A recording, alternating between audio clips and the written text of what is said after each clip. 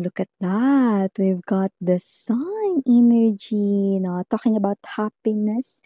This is not just happiness, this is extreme happiness. No, you will be so happy, you will feel so contented, okay? Or maybe someone here, feels so happy, okay, whenever you're around, no? So definitely I'm getting both energies, no, side by side. So I do see ikaw man 'yan or itong ka-connect mo 'no, a lot of happiness 'no, para sa inyong dalawa. 'Yan ang gusto ko. Basta happy kayo, dun din ako. Yes, nanay. Let us see what we have here for you guys today. So just take only what resonates, mga mahal. Okay, alright. I like. Let us see.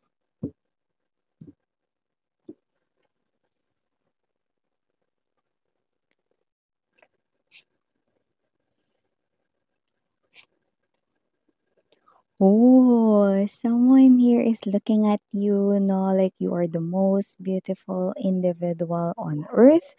Wala tayong gender dito, babae, lalaki, LGBT. So it means, look at that. Someone here is looking at you, okay, seeing a lot of potential that you can be ang mabuting may bahay, haligi rito ng tahanan, no? So someone is seeing you as a marriage material, a husband material, wife material, okay, someone na yung hanggang altar, no? So wala tayo rito na religion, okay, just take how this resonates, no? But this person is looking at you with so much love and affection. This person here is seeing you as the Queen of Cups, very loving, very caring, very nurturing, very understanding, no? And very like this energy of parang you're like a treasure, no? Na parang ikaw yung klase ng tao rito, no, na karapat-dapat mahalin. Yan. Ang taray. This person here will pursue you. Now we've got the Hermit. We have here the Seven of Cups. Marami na raw siya ritong nakilala at nakausap 'no, pero walang nakapagbukas ng kanya ritong puso 'no, kundi walang iba, ikaw lang. Hermit energy, marami na raw siya ritong nakasalamuha, nakilala 'no. This person could be a traveler but doesn't have to be, but maybe yun ay isa sa parte ng kanya ritong trabaho 'no. Maybe this person right here someone 'no, na nasa field work yung trabaho niya, profession niya, occupation, but doesn't have to be. But maybe this person here, may mga nakilala na siya pero wala talaga nakapag-open rito ng kanyang heart, We have the Eight of Swords na yeah, we're hearing that song. And every time I close my eyes, I thank the Lord I've got you. Maybe this is already here your person or maybe this person here, no, nagkakilala na kayo rito, okay, or meron na kayo ritong sinisimulang connection, no. Every time I close my eyes, alam mo kung hindi ako nagkakamali 'no, nakikinig kasi ako nung nag-aaral kami 'no, ang pagpikit natin ng ating mga mata, yung pagkurap natin 'no, 15 to 20 times per minute. So matotal 'no, mga nasa around 14,500 to almost 20,000 times a day. Nagpapasalamat itong tao na 'to na nakilala at natagpuan ka niya. Wow! Look at that, no? So whoever this energy is, the intensity is getting heavier and heavier right in here, very intense. This person right here, no, looks at you so passionately, and this person is on fire, okay? So maaring meron siyang fire energy sa kanyang natal or birth chart, but doesn't have to be. You could be dealing with any zodiac signs naman, pero maaring merong very strong fire energy sa kanyang natal/birth chart. Nakakaloka 'no? Almost 20,000 if I'm not mistaken 'no, kung tama ang aking computation sa aking isip right now, yes 'no. Ganun talaga 'pag accounting mga babes 'no, yung trabaho 'no, mabilis mag-compute yung utak 'no. So lumalabas na halos 'no, nasa 19,000 something 'no, yung times rito 'no, na nagpapasalamat siya a day 'no, dahil natagpuan ka niya 'no. Maybe this person here kasi is searching for someone na talaga 'no, na kanya ritong makakasama sa kanya ritong pagtanda 'no, and yeah, look at that, see? And wow! That energy into Six of Coins 'no, the very message that I'm getting from here is that 'no, ikaw yung pumuno ng nangungulila niyang puso. Ang taray na parang medyo ano tayo ro'n 'no, Makata. This person here is getting emotional while thanking the universe, the divine unseen forces, God himself 'no, para dito sa napakalaking dahilan para mabuhay siya at yun ay walang iba kundi ikaw. Ayan 'no, ikaw ang pumuno sa kanyang nangungulilang puso. Wow! So let me see more. We've got the Four of Cups in reverse. Now for our bottom of the deck, we've got here the Six of Cups, Chariot, and wow, the Three of Cups. You know what that means? Later. Pabitin yung read. Hi and hello there everyone, my name is Yan, returning Istam buyers ko dyan. Thank you so much sa inyong walang sawang love and support for me.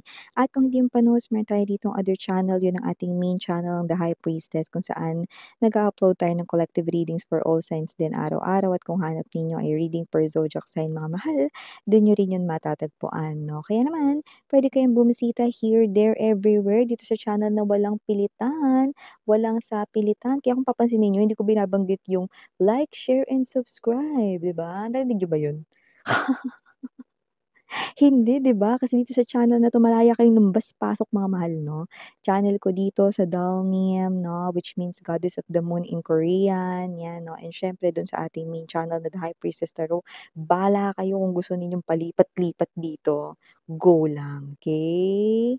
So yun nga na wala rin tayo ritong gender, babae, lalaki, LGBT, lahat ay welcome. Puwede rin pong i-switch ang mga roles dahil possible magkapalit-palit 'yan kasi general reading ito and at the end of the day lahat ay may free will, like it's up to you if you wanna claim the messages or not 'no. So timeless din po tayo rito, puwedeng nangyayari na, or mangyayari pa lang basta just take only what resonates. But someone's looking at you very passionately, a lot of love into this person's eyes. This person looks at you with a lot of malicia right in here, no, but this person is not a pervert. It only means that this person here 'no, is very focused on you. Wala ritong ibang tao sa kanya ritong isip at puso, ikaw lang. Wow 'no, marami na raw siya ritong nakausap, nakilala, na-meet 'no, with this hermit energy. Possible that this person here marami na siyang experiences sa life 'no, compared sa'yo.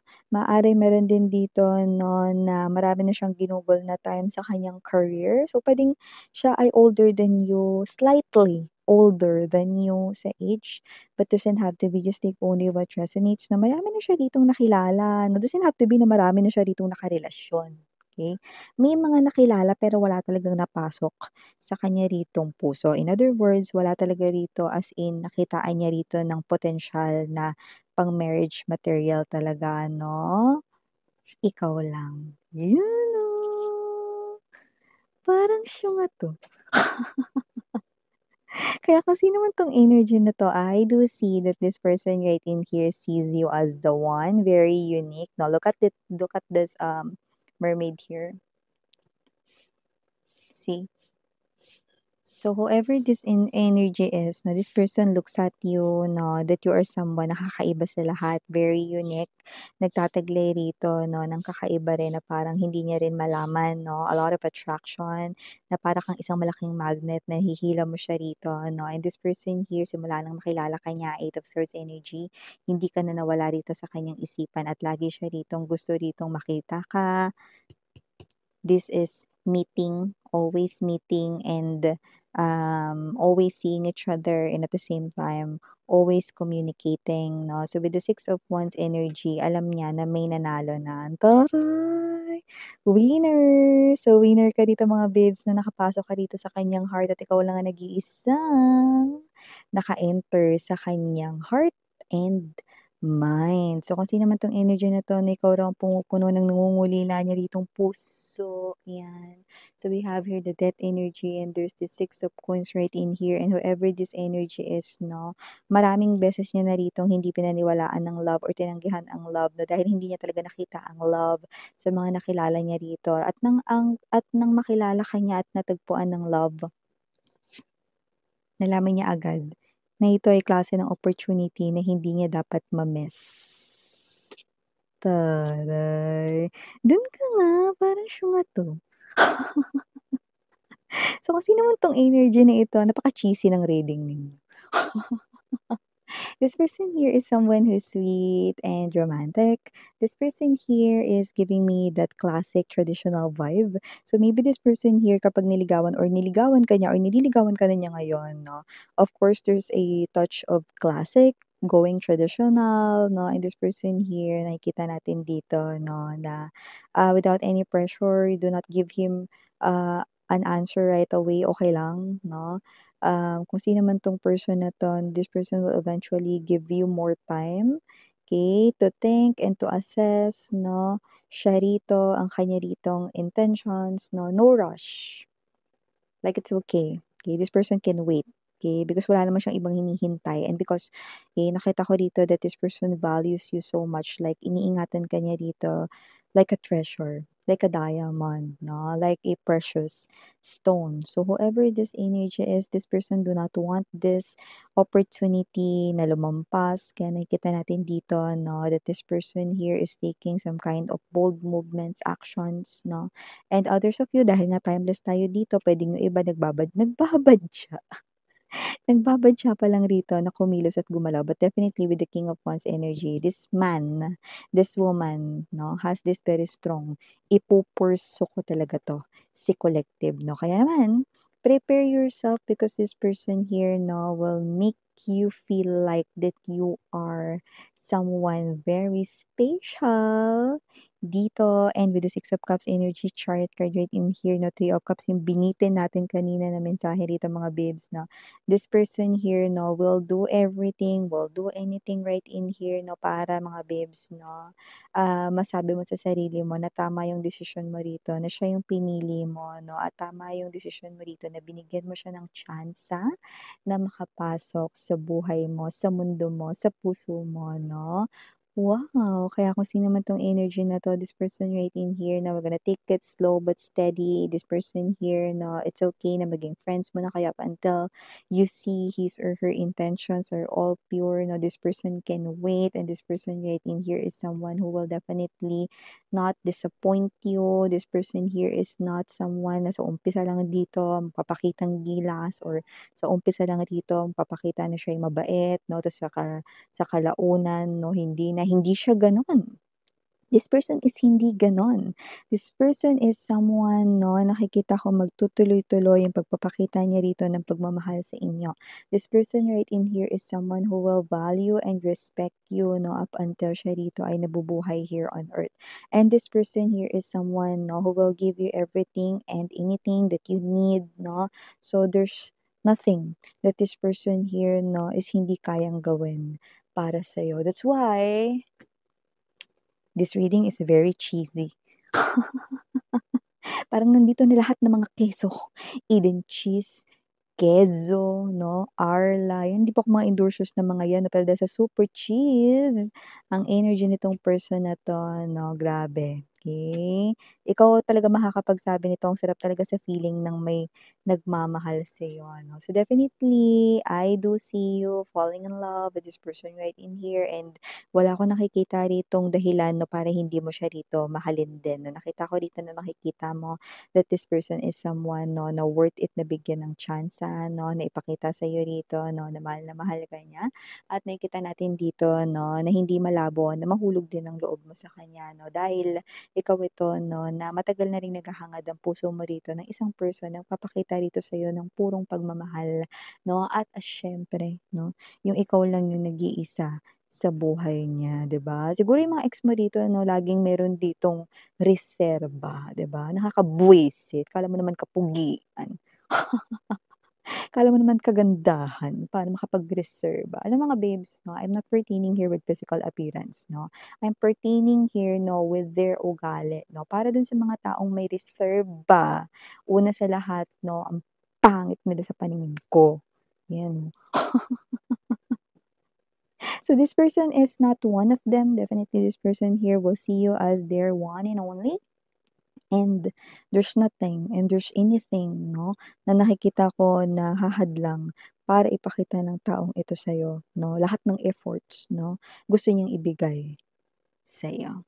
Wow! For the initials rating here, yes, we do have. Unang-una na diyan mga babes na letter L. We have here letter C. Andito rin ang letter S. Of course, nandito rin ang letter N. Mawawala ba ang A? Of course, nandito rin ang letter E. And last but not the least, we have here the letter J. So yeah, and for the number, yes, we do have number right in here. No, you could be seeing a lot of mirroring numbers, repeated numbers. No, but definitely number 8 is very evident. So whatever this energy is, no, this person, baka special number yan for him or sa inyo, no, or maybe this is his or her birth date, or maybe yours, or maybe this will be the special number, no, anniversary, or magiging monthsary ninyo. Just take only what resonates. But when you invert number 8, no, you will get what? Okay? Infinity symbol, no, which is infinity and beyond. This person here is your infinity and beyond, no. And aside from that, number 8 also stands for abundance, no. So definitely this person here, no, is someone who's successful in his or her finances, no. And this person here could be a businesswoman, businessman, or a career woman, career man. So, there's nothing that you can lack. Yan, no? So, yeah, these are all the messages we've got right here for you, sweethearts. Thank you so much again. I'm Yuriana. Ani for the girls, Inyana Duna for the boys. Sarang ngayong love and light. Annyeong.